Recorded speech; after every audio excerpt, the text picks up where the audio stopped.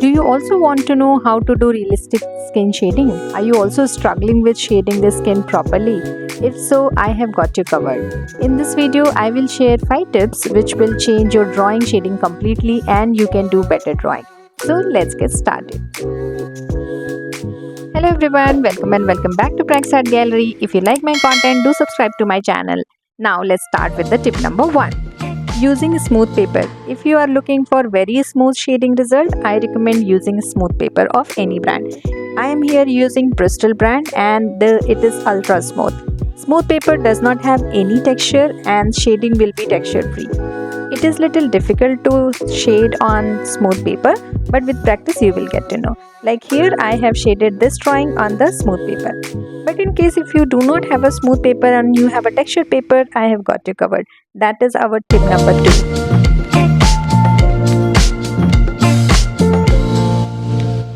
Using a blunt pencil. Yeah, I know most of the time we hear that we need to keep pencil sharp while doing the shading, but with my experience I have found keeping pencil blunt, that means not very sharp, for skin shading does much better shading. Also, when you are doing shading, use very light pressure to shade. Like in this case, my pencil is not blunt and I am applying very light pressure to do the shading. This way you will not get any lines as such, which could be a chance in case if you are using a very sharp pencil. So the next tip is layering. Yes, layering is the key to get best result. I understand that it is little bit time consuming, but you know, good things takes time. Start with the harder grade pencil and gradually proceed to the softer grade pencils. Means start with the H or HB or 2B pencil and gradually go to 4B, 6B and 8B.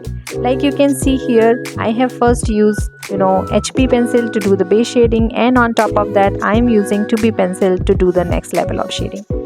If you do shading this way, definitely you are going to get a realistic shading, be it smooth paper or be it any textured paper.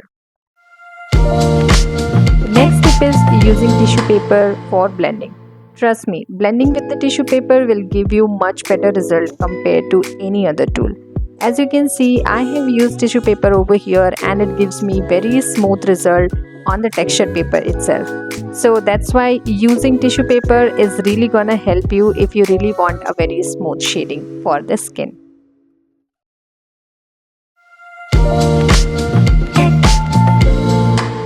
So tip number 5 is using blending stump. This tool is, I believe, a boon for all the artists out there. Generally, we are able to, do a proper shading in the broader area where the brushes can go, where the tissue paper can go.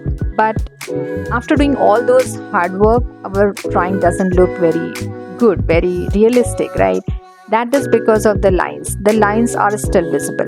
Now, in case if you want to even blend the lines, how will you do that? In that case, you can use blending stump. Blending stump is really work fantastic for the line softening. I use it for the line softening, and that way I am able to actually do the shading even in the smaller areas as well.